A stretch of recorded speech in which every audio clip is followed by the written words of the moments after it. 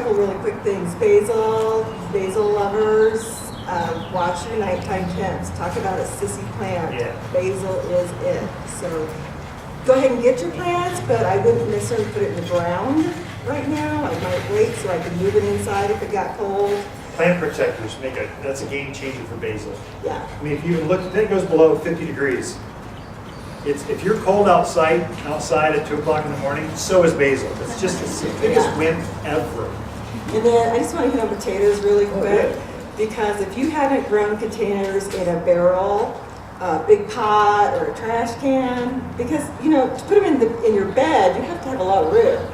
But if you grow potatoes in those big pots, you can have some wonderful potatoes late summer, early fall is when they come off. Yeah, we do ours in, which basically potatoes, plant them now. We take a grower's pot, those plastic pots. It looks cheesy, but we just put them down below behind a wall where no one sees it, including us. We throw a potato in there, and then as it grows, we cover it with some soil. And as it sends off that vine, we backfill it, add more and more soil until the top of that pot is full.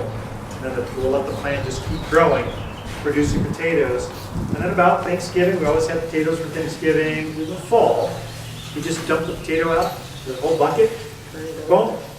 Dozens and dozens and dozens of potatoes just like that. So easy. So Sure beats a it fork. doesn't take a lot of space, and you have a really good handout on that on the website.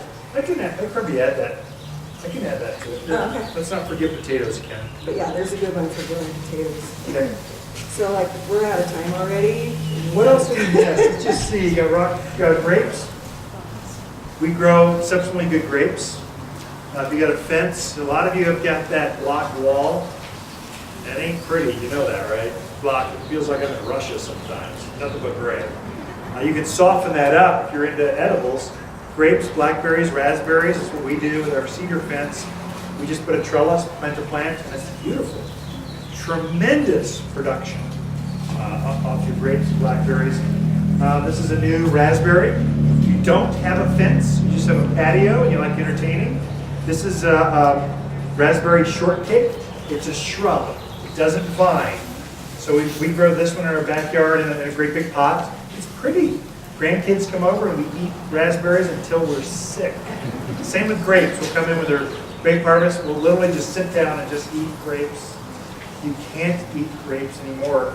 Talk about bonding of the generations. They call him Garden Guy Jr. We like hanging out together and driving the forklift. And anyway, strawberries. We've got a strawberry patch. Strawberries do exceptionally well here.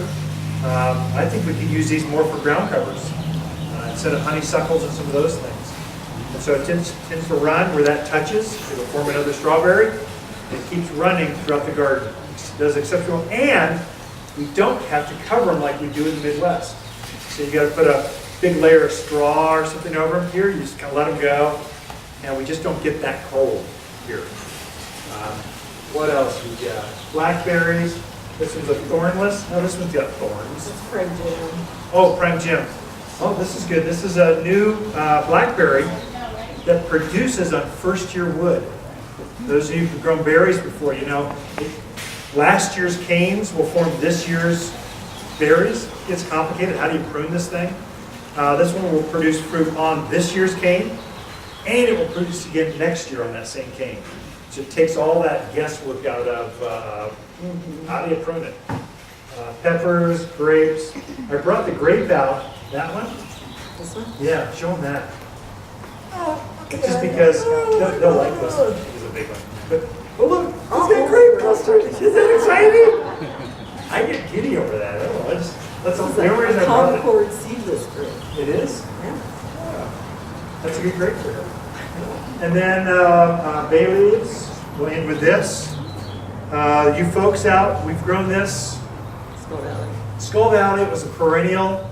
I think Prescott Valley out towards Mayor, Dewey, those areas at 5,000 foot level and below, I think it would be perennial. I find it's not as perennially here at the higher elevations. So if you're in Groom Creek in those areas, it tends to frost out. So great in the pot. For the pot. In the garage in the winter time. Isn't that pretty though? Evergreen plant, bay leaves, you know, like Italian cooking bait, as an herb. and nothing eats this. And in Skull Valley, we had elk roaming around, deer, javelina, everything left it alone. It's really great.